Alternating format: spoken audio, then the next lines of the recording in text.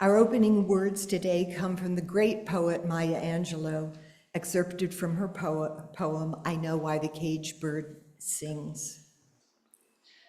A free bird leaps on the back of the wind and floats downstream till the current ends and dips his wing in the orange sun rays and dares to claim the sky. But a bird that stalks down his narrow cage can seldom see through the bars of his rage. His wings are clipped and his feet are tied, so he opens his throat to sing. The caged bird sings with a fearful trill of things unknown, but longed for still. And his tune is heard on the distant hill, for the caged bird sings of freedom. Good morning, everyone. On behalf of the entire congregation, I welcome you to the Unitarian Universalist Church of the Shenandoah Valley. I am Nancy Tickner, and I'm going to be your worship associate for today's service. And I need to fix my stool. There we go. I don't want to fall off the darn thing. We wish to acknowledge that we are on the traditional lands of the Shawnee and the Manahoac tribes, who lived in this area prior to the arrival of European settlers, who then took the land for their own. We gather with our doubts and as well as our convictions, with our fears and our hopes, with our failures and our aspirations, with our sorrows and our joys. Whether you are joining us today for the first time or you've been a member or friend for many years, we are so glad that you are with us. Whatever faiths you have known, if any, whatever your background, whoever you are, whoever you love, however you arrived here today, you are welcome. Our speaker today is Alan Kellum. Alan is a member of the Unitarian Universalist Church of Arlington, our neighbor. He is active nationally with Unitarian Universalists for Justice in the Middle East, known as UUJME. Locally with NOVA UUJME, and statewide with the Virginia Coalition for Human Rights.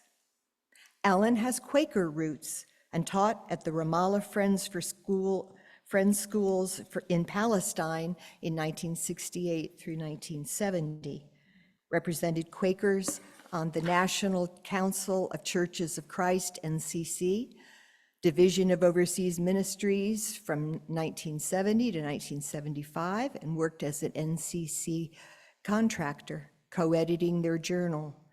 I don't know how you say that, Alan. Swayzia. Stands for Southwest Asia. From 1975 to 1979. In addition, he published the Mideast Observer in Washington from 1979 to 1985 and produced several voting record issues for the Washington Report in the late 1980s.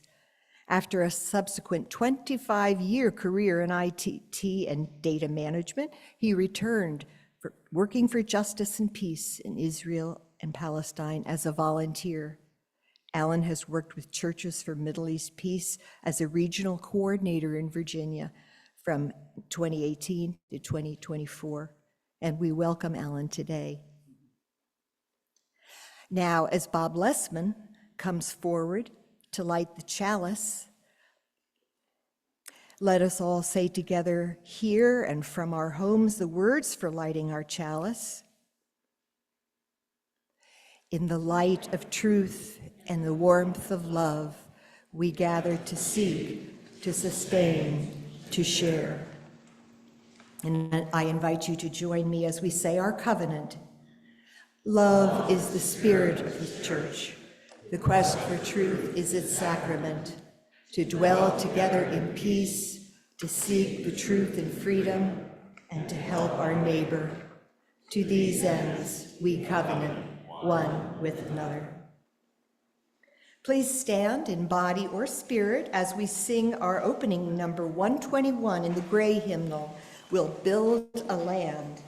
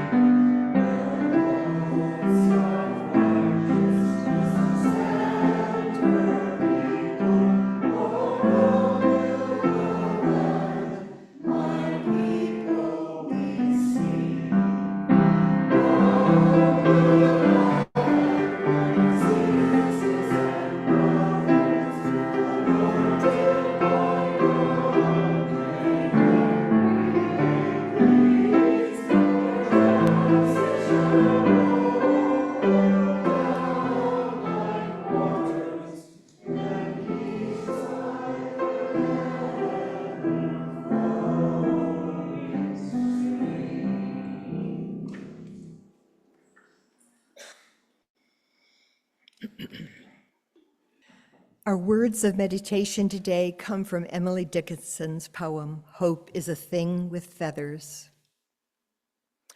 Hope is the thing with feathers that perches in the soul. It sings the tune without the words and never stops at all. The sweetest in the gale is heard, and sore must be the storm that could abash the little bird that kept so many warm. I've heard it in the chillest land and on the strangest sea, yet never in extremity it asked a crumb of me. Please join me in a moment of silence.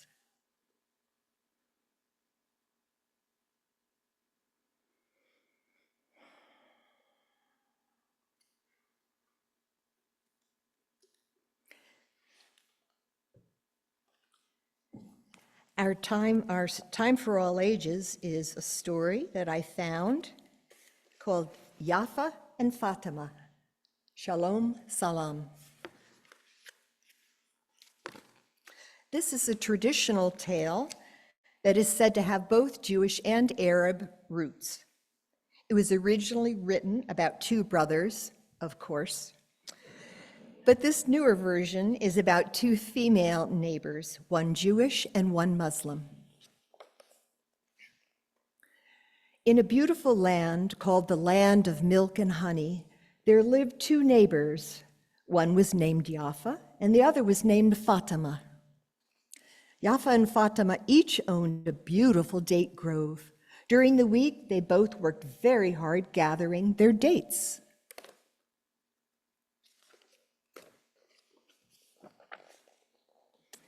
On most days, Yafa and Fatima sold all their dates in the market and were able to buy plenty of tasty food to eat, which they often shared. Yafa loved Fatima's shawarma, and Fatima loved Yafa's schnitzel. Yafa prayed in the synagogue, and Fatima prayed in the mosque. They both loved God, and they both loved to follow God's way.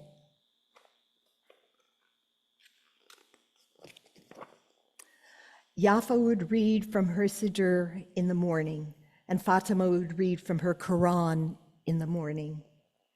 Yafa fasted on Yom Kippur, and Fatima fasted during Ramadan.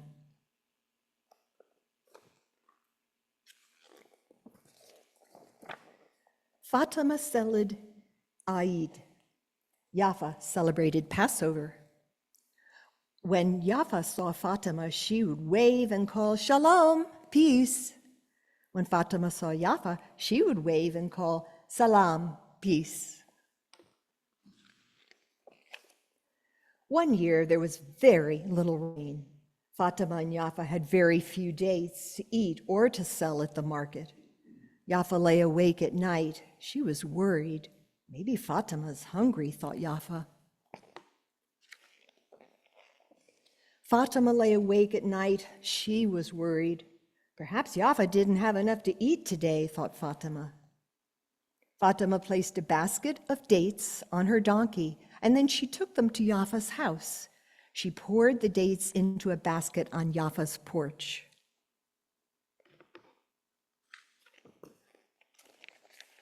Meanwhile, Yafa collected a basket of dates and placed it on her donkey and carried it to Fatima's house.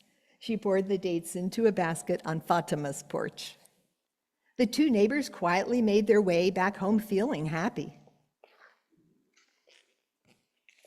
In the morning, when Yafa walked onto her porch, to her great surprise, she saw a basket full of dates. "Goodness, I have so many dates. I will take more to Fatima tonight." Meanwhile, Fatima walked out onto her porch and was just as surprised. "Goodness, I have more dates than I thought. I will take some to Yafa tonight." That night, both Yafa and Fatima loaded their donkeys with dates and set off toward each other's homes. They met where their fields came together. Fatima looked at Yafa. Yafa looked at Fatima. The two friends hugged and laughed. Shalom, said Yafa. Salam, said Fatima. Thank you for thinking of me, said Yafa. Thank you for thinking of me, said Fatima. Together they returned to Yafa's house to share a meal of dates and tea. All right. Go now in peace. Go now in peace. May the spirit of love surround you everywhere, everywhere you may go. And now we have Alan speaking for us.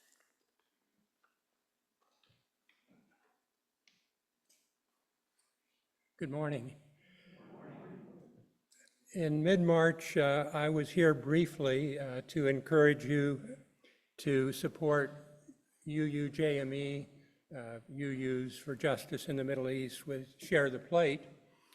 And at that time, I spoke words of hope and reconciliation in regard to the Israel-Palestine conflict and the horrible conflict that's going on in Gaza. I pointed not to what was wrong, but to something that was very much right, very, very good. A village in Israel of about 400 people, where an equal number of Jewish and Palestinian Arab families live as equals in an intentional community.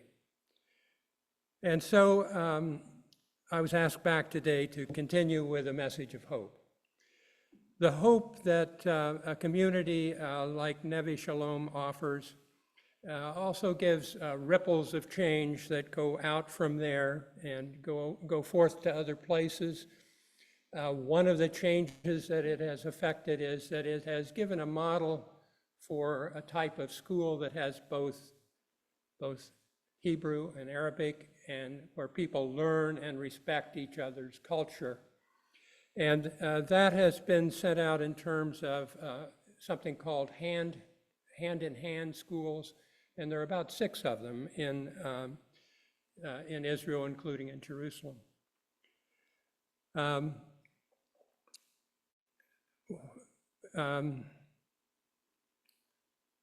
So I'll talk about not only places, but also people and organizations that reinforce the message that people can live together as equals. Perhaps even in our own local community. So I'll give a glimpse of my home church also, and which is the UU Church of Arlington, Virginia, and some of the things that we've done there as a UUJME chapter. I hope that I can even inspire you perhaps to start a chapter here of your own. So here goes. Nevi Shalom, Oasis of Peace, has the school that I've mentioned, and then the hand-in-hand schools that have come from it. Those things are good news.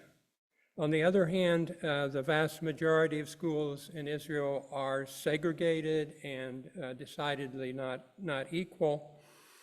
Housing is segregated, and especially in settlements in the occupied territory where housing is for Jews only. In fact, Israel is organized so that there's very little positive interaction between the Israeli Jewish population and the non-Jewish population of Muslim and Christian Palestinian Arabs, despite the fact that the numbers of these two populations are roughly equal at about 7.3 million. That is, there are 7.3 million Palestinians, counting those in Israel proper, Jerusalem, the West Bank, and Gaza, and 7.3 Israeli Jews.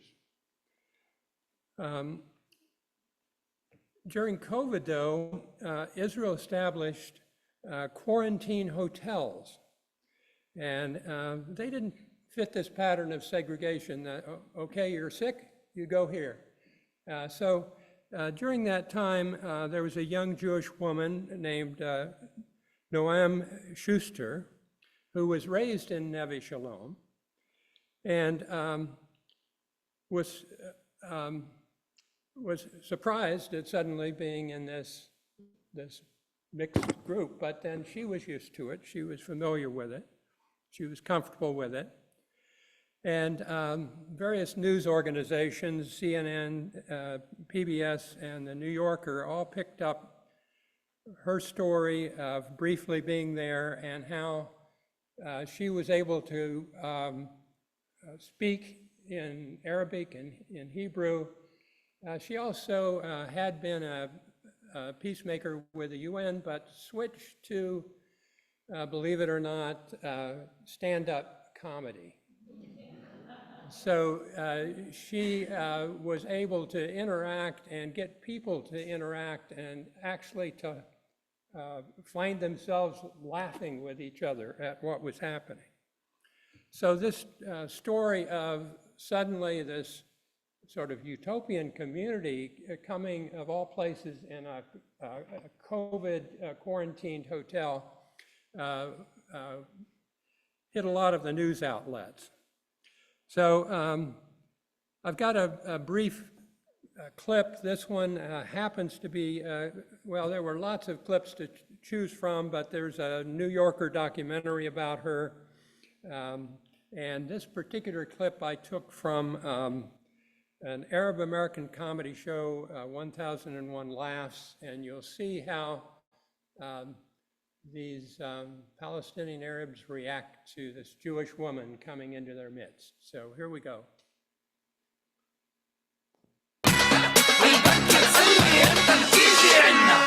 First Jewish comedian ever come to the stage here at the 1001 Laughs Comedy Festival. So please help me welcome to, I gave her Arabic name, please help me welcome to the stage, Naameh Schuster.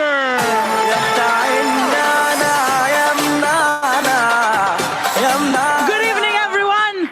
It's your lucky night. The Mossad is here to record you. Just kidding. My name is Noam. White liberals can't pronounce my name, so they call me Chomsky. My last name is Schuster, so I have a name of a Jewish European professor from MIT in a body of a Persian Wonder Woman. My parents are considered traitors. They're left-wing liberals. So they raised me in a mixed community where Jews and Palestinians live together. My best friend Ranin, she's a Palestinian. She looks like Gigi Hadid. I look like Ahmadinejad next to her.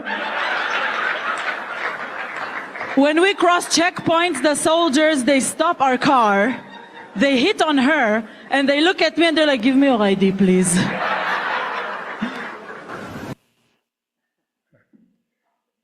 Shifting now to another location, this time on the West Bank. There's a family farm of the Nasser family near Bethlehem. Their farming continues, but they have also started an educational organization called Tent of Nations on their farm. Many of us, as we travel over there, visit them. And rather than me telling the story, let's hear from David Daoud and let him tell the story that he told to the Carter Center a few years ago. We are now being isolated, becoming isolated. The farm is located in the center of 5 Israeli settlements. No electricity, no water, and no building permit. And this is, of course, the story of many, many other Palestinians who are in the same situation. According to Dawood Nassar, too many young Palestinians faced with difficult and demoralizing situations resort to violence, accept despair, or move away. Dawood and his wife Jihan Nassar believe in another option, a fourth way. We are people who believe in human rights and we believe in justice. And we believe that one day the Son of Justice will rise again. So this brought us to the concept of the fourth way, which is a non-violent way of resistance. And our slogan is, we refuse to be hate. And this is what I call it today, the fourth way of a non-violent resistance. The land was bought by my grandfather in 1916, and he registered the land. It was under the Ottoman rule at that time. So we got papers from the Ottomans, and then my father and uncle kept re-registering the land during the British, the Jordanians, and even we have documents after 1967 from the Israelis. So the land is fully registered from 1916 until today. So we faced, and we are still facing difficulties, legal difficulties, but we are still there. Confronted with this intense opposition, the Nasars found a way to apply their Christian faith and their concept of the fourth way of nonviolent resistance to bring hope to young people. They created Tent of Nations, a family farm that develops skills and creates a connection to the land. And with the Tent of Nations, we want to invest the frustration that we have in a positive way. Because when people get frustrated, they become angry and they react negative. For us, we said, like, we want to convert the negative energy that we might have in a positive way. No electricity, we installed the solar power system. No running water, we depend on rainwater. No building on the ground, we started building under the ground, renovating existing caves. And we became like an educational environmental farm. So the Nasser family and Tent of Nations, if you read the New York Times, you may have read about them last week in an article by Nicholas Kristof. The title of his article was Meet the Followers of Martin Luther King Jr. in the West Bank. Crystal also wrote about Issa Amro, who is a nonviolent Palestinian activist in Hebron, who has a knack for insisting on his human rights and in the process is all too often beaten up by soldiers or settlers. Christoph said last week in the New York Times, some Palestinians see people like the Nassers and Amro as ineffectual or irrelevant, but in a region that seems so bleak, so caught up in cycles of escalating conflict, where extremists on one side empower extremists on the other, I think of the peacemakers as voices of our better angels. I write about them in hopes that we can collectively amplify their voices. As an aside, I'd like to give a little plug for Christoph's new book, Chasing Hope, as he tackles much the same theme that I'm attempting today, but with a broader perspective than just Israel-Palestine. Christoph observed that side by side with the worst atrocities, you also found people who act humanely and heroically like the Nassers and Issa Amro. In a minute, I'll tell about some of the things that we've done locally as a congregation to work towards amplifying the voices, but first I'd like to tell you about a couple of other organizations in Israel and Palestine that are working together for positive change. One is an organization of Israeli Jews and Palestinians who have lost immediate family members in the conflict and now speak as one voice to say, enough, stop the violence. The organization, the first organization that I'm referring to is Parent Circle Family Forum, and that meets regularly. They also try to seek reconciliation with whoever may have committed the act of killing a relative.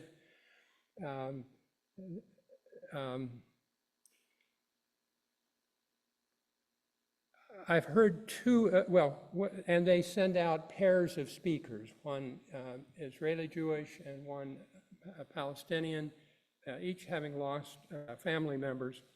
And I've had the privilege of hearing one pair of speakers in Jerusalem and another pair in a local church, Rock Spring Church, very close to where we are, a UCC church. And there, the pair consisted of a woman who was originally from South Africa and whose 20-year-old son, and this is an Israeli Jewish woman originally from South Africa, with a 20-year-old son who was killed by a Palestinian at a military checkpoint that the young Israeli soldier was manning. The other member of the pair was a former Palestinian fighter whose 10-year-old daughter was killed by an Israeli soldier in front of her school. Each told of their own loss and the support that they receive from the other bereaved parents, as well as their effort to reach out to the humanity of the others and to work for an end to the violence. They are a group that wants no more new members. In other words, no more deaths in the conflict. Another organization whose membership overlaps with the parent circle is Combatants for Peace. In fact, the Palestinian fighter that I had just referred to, he was one of the early founders of, or early members of that organization, which was actually started when some Israeli soldiers who were refusing to take active duty in the occupied territories, particularly the West Bank, reached out to Palestinians. And of course, there was a time when they, probably a year or so, when they really didn't quite trust each other. It took a long time to build trust, but now that organization, Combatants for Peace, has become a very active organization.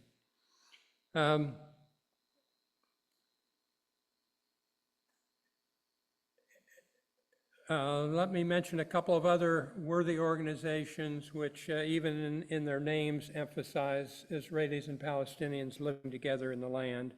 One is called Standing Together, and the New Israel Fund, which funds a lot of civil rights and human rights organizations that are both Israeli and Palestinian organizations that are working in that area. It was the original founder of Standing Together, and the other one's named A Land for All. So there are organizations that, despite what all is happening, are working on these issues. Let me say now, turning to our local church and some of the things we've done at UU Church of Arlington. At UUCA, our work began in 2014 as Gene Mulligan, who recently died at, I think, about 95, returned from a UUJME-sponsored trip to Israel-Palestine and brought back his realization that one group of people ruling another for more than a half century of occupation is damaging to both peoples. He talked about his experience, and he showed films such as Five Broken Cameras. Five Broken Cameras was an Oscar nominated 2013 documentary film from the village of Belin on the West Bank, which held a weekly protest of the sizable amount of land that a nearby settlement seized from them. Their struggles were filmed by one of the local villagers whose camera kept getting broken in the process, so hence the name Five Broken Cameras.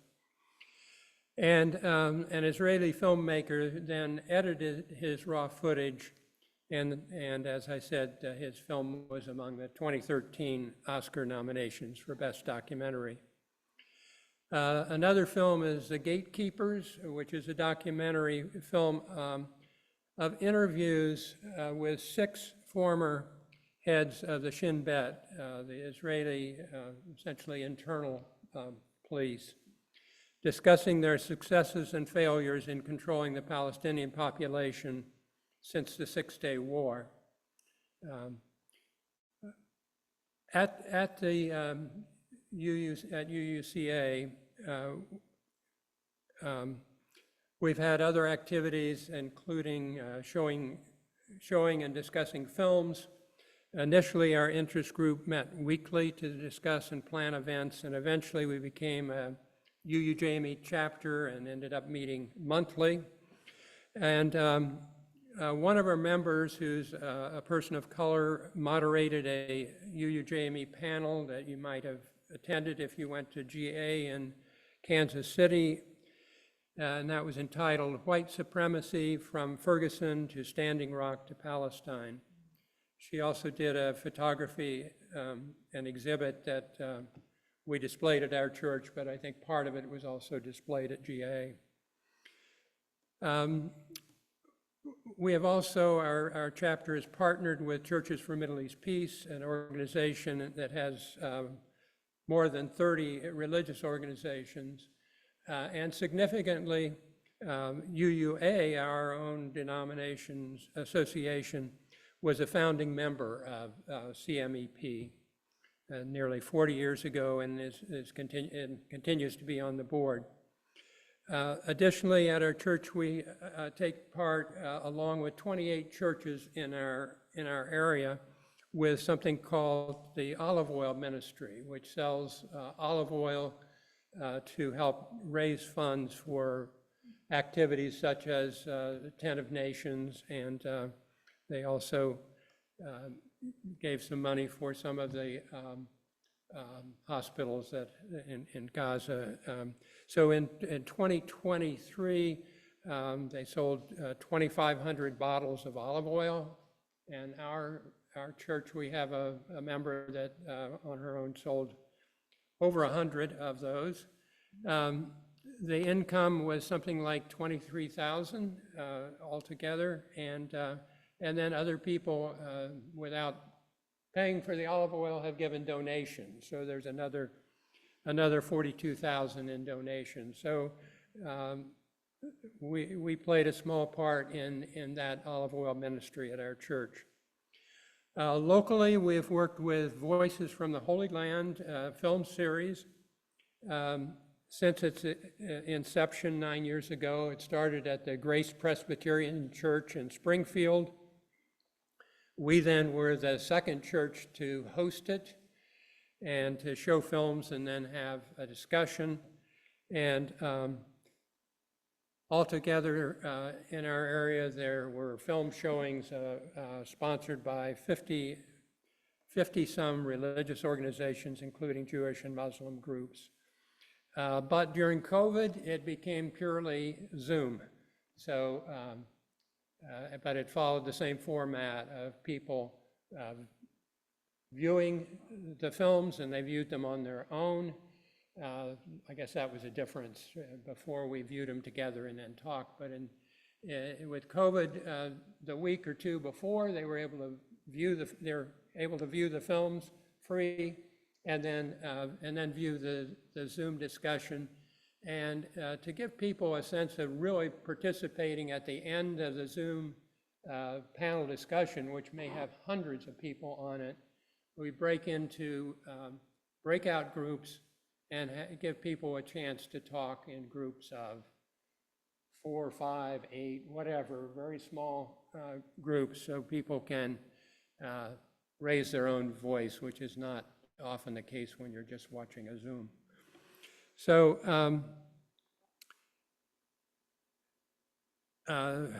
since we believe and work towards goals of two peoples way over there getting together, it's important for us also to live that within our own community.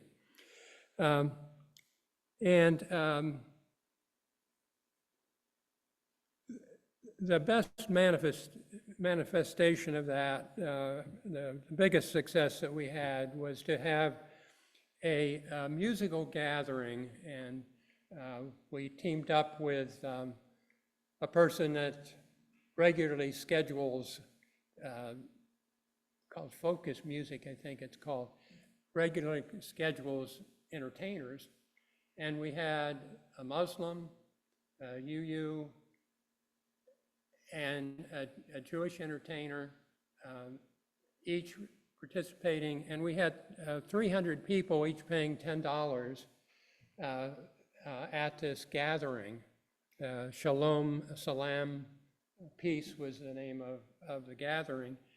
And we actually had quite a bit of money left over, which we gave to the Jewish Islamic Dialogue Society in the DC area. So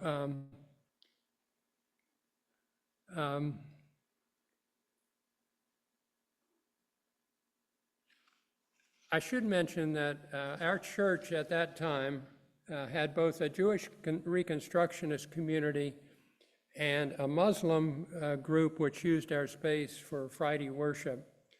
And one of the interesting things was that as there were things happening outside the walls of the church that made us feel less than safe, the synagogue sought additional security, and they hired a member of the Muslim congregation as their security guard. So.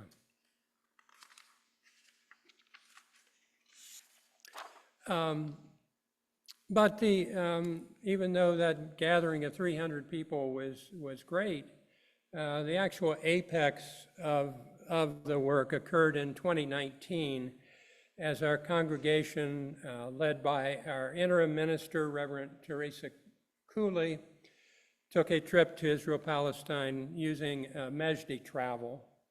Mejdi is a travel company founded by a Palestinian and an American Jewish man.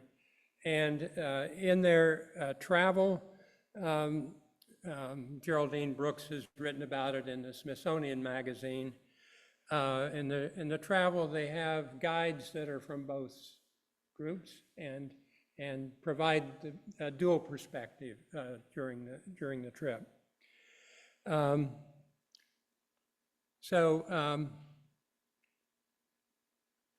Our trip had 23 people from the congregation, led by Reverend Cooley, and I was amazed that when she returned, she almost immediately had a sermon, and let's see part of that sermon. Unfortunately, it would take a little too much time to show it all, so we'll see part of it. What I would like to do is simply give you some glimpses of what we experienced and what we witnessed. And as I begin to do so, I can hear the echo in my head of the demand of one of the activists who spoke with us, Bassem Tamimi, who said over and over again, "Do not come here to feel sorry for us. We do not need your pity. We don't even need your support. We do not need you to save us. We need you to understand the nature of injustice. We need you to see that we are all a part of the same system which keeps all of us from being free." Bassem Tamimi lives in a tiny village called Nabi Salah in the West Bank outside of Ramallah, where his family has resided for over 400 years. He says proudly that some of his ancestors are Jewish. Everyone in his small village shares the same name because they are all related in some way. Their town grew up around a small precious spring because sources of water in the desert are the primary source of life. But decades ago, the occupation came and took over the spring and diverted it for the use of a settlement that was built on the next hill over from the town. This settlement has already taken over 40% of the Tamimi's land and continues to try to force more and more of them off. As we visited in Bassem's house, there was a bulldozer strategically placed just yards from his front door to make a point. In 2009, Bassem organized a simple protest. He and his family and any who wished to join them would simply march down to the spring. The spring which had been the source of life for their family for centuries, and they didn't do it to provoke a fight. They simply wanted to show that they had the right to be there, to simply be present. They were met with armed settlers, And then Israeli soldiers who lobbed stones, tear gas, shot rubber bullets, and sometimes live rounds into a small group of men and women and children. 25 of the villagers were injured. But they were not deterred. Every Friday, they continued to come. Every Friday since, they continue to come. Sometimes joined by international observers or advocates, often including Jewish activists, they continue to march every Friday to try to reach their spring, and they're never allowed to reach that far. Bassem has been held in jail over 12 times. He says he's lost track of how many times. For a total of 4 years of his adult life, almost none of those times was he formally charged with a crime, let alone convicted. He was once beaten so badly that his brain came loose in his skull, and he was in a coma for 10 days. When he came out of his coma, he learned that his sister had been killed by a mob of settlers because she was standing in front of the jail that had taken her 14-year-old son. And she was asking for his release. And she was beaten to death. His wife, Nariman, is every bit the activist that he is, also having been beaten and tortured and jailed. Nariman watched her brother die right in front of her from a round of live ammunition. Her brother had not been there to join the protest. Her brother came to visit his sister. And he heard a commotion outside, and he stepped out to try to help and was shot in the back in front of her. But despite all of this horror, the Tamimi house that we visited was full of joy and laughter. The children were just children playing video games and complaining about having to help set up for dinner. People from the village came in and out, always greeted with hugs and kisses, and greeting us, strangers and interlopers, with hospitality and open arms and hugs.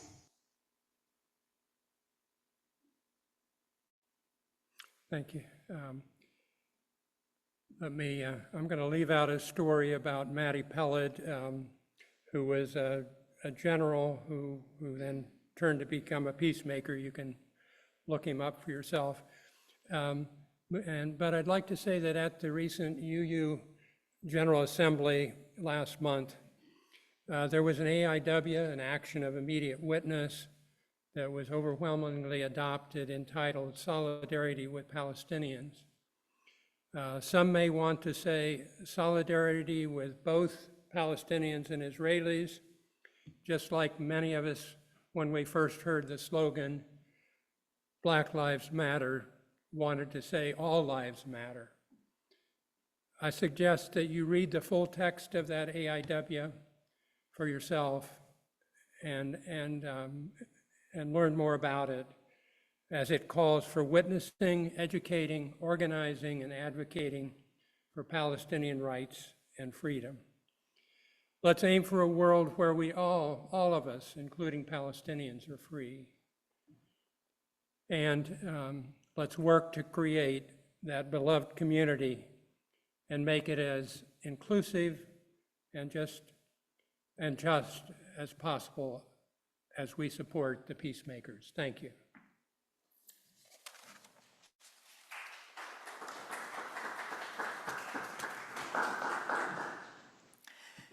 Now I would like to invite Evan Clark to come forward to introduce our Share the Plate recipient for this month, the very talented, wonderful Latasha Dozier, director of the Selah Theater Project.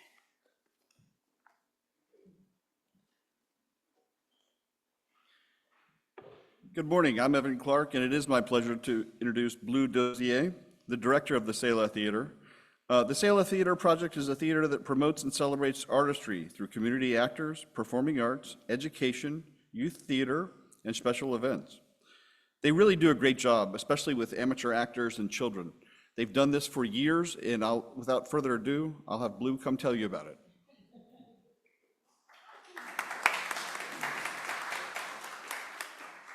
Hey, I've been here before. This is funny. I feel like I've been here so many times, I don't even know if I really need to say much about Selah. I started Selah Theater Project 13 years ago in the Valley for two reasons. One, to showcase that art can invoke conversation and positive impact. Two, that young people can do hard theater. And then the third came later when the adults got jealous of the children. So we had to start the community theater portion of it all. It is a great small grassroots theater company, and we are settled in Winchester, but we also do theater right down the street at Laurel Ridge Community College. We do shows that a lot of folks do not want to do, or are a little timid of doing, or may not have even heard of before. A couple of seasons ago, we did a show called Fall of Heaven by Walter Mosley, and it was a great incorporation about faith and wrongdoing during your life and how it affects you in your afterlife. And we, to our surprise, did not know that Walter Mosley's cousin resides right here in Winchester and showed up to the show. And she said, I've never seen anyone do this show before. And I was like, hey, hi, we're here. We love to invoke conversation. That's one of our biggest pieces. Even our kids' shows help bring conversation and community together. Every show that we have in the season, I always ask which show of the season is going to get me run out of town. It's kind of like this go-to game for us. I thought it was this summer when we did prom, which was basically about a high school senior that wanted to take her girlfriend to the prom, but the small town said no, and it ended up being a hit. I wasn't run out of town then, so I'm gonna have to try for Calendar Girls next time. We are a great community that is inviting and welcoming of all walks of life that want to come, learn, and grow. Some folks walk through our door, have no idea what they want to do with theater or what that even means. Sometimes they just want to be a patron and spread the word as much as possible. Sometimes they just want to be backstage. Sometimes they take that leap of faith in being on stage for the very first time. Or you have the dreamers that have always dreamed about being on stage, but was never called to a story. And then they read the synopsis of an audition notice that we send out, and they're like, oh, maybe this is the one. Or you have the ones that wait every 2 years for one of our very special plays in the area, and they get the guts to come up because they don't have to memorize lines. It's reader's theater. We love our community. We love the work that we do. We love the folks that we serve. We love the children that we serve. And now we're kind of stuck in a pickle where our landlord has not agreed to renew our lease in our space in Winchester. So we're stuck in limbo here a little bit, trying to find a new home, trying to convince Laurel Ridge to make us permanent. It's a fight, but there's the beauty of it all is because we have built this community, not just around show hands and happy smiles, but with intention and purpose and communication. It seems like everyone from every walks of life that has exchanged conversation or had a moment with Selah Theater is trying to help us find that new home. So I thank the UU Church for always being a welcoming home for Selah. My teenagers who are now grown adults still talk about their time here when they present it to you guys and how you all wrapped your arms around them. We had Larry's dinner here back in April, and the cast is still talking about how wonderful it was and how well received and how awesome the UUs are. You guys even snagged one of my actors now is, I think, becoming a member or comes here a lot. So you are definitely entwined with our history and our mission, and I thank you.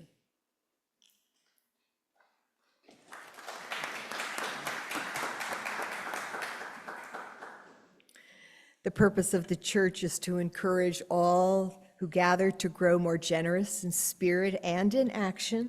We will now gratefully receive an offering to sustain this self-supporting church and its ministries within and beyond our walls.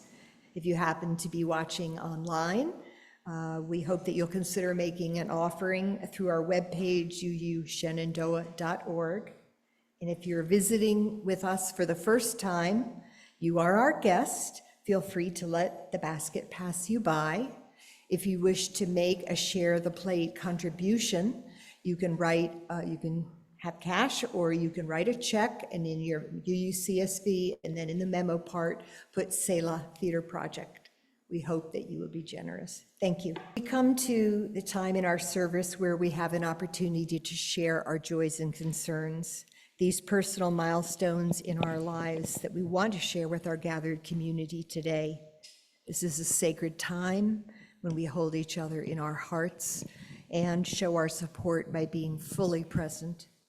First, I would like to invite our minister, Reverend Adam Dyer, to come forward.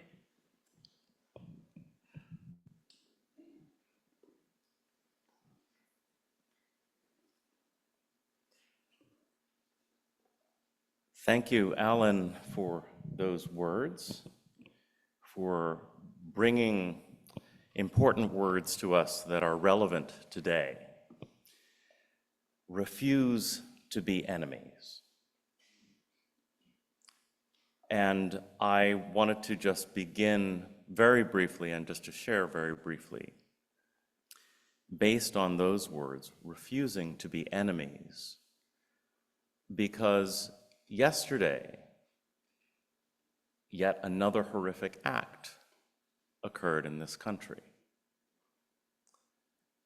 Someone attempted to take the life of the former President of the United States, and in the process killed other people. And regardless of what you may believe in terms of politics or positions, it is a horrific act that should not be directed at anybody.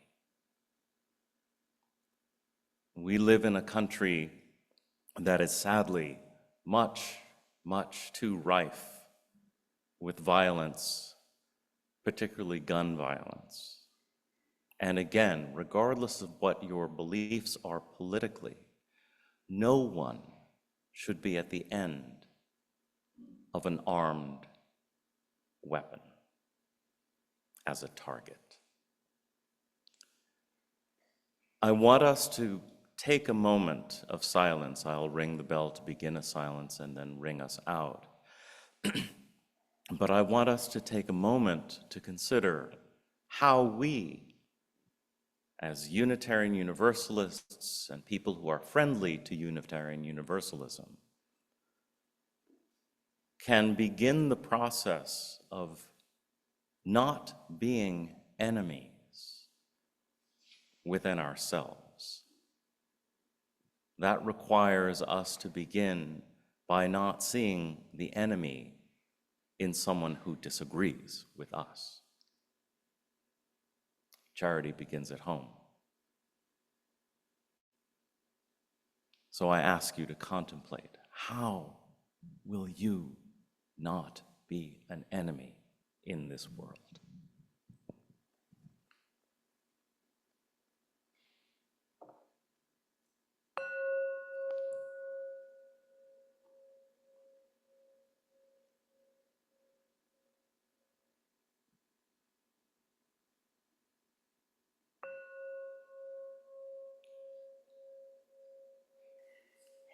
Now, as Bob comes forward, let us all say together from here and from our homes the words for extinguishing our chalice. We extinguish this flame, but not the light of truth, the warmth of our community, or the fire of commitment. These we carry in our hearts until we meet again.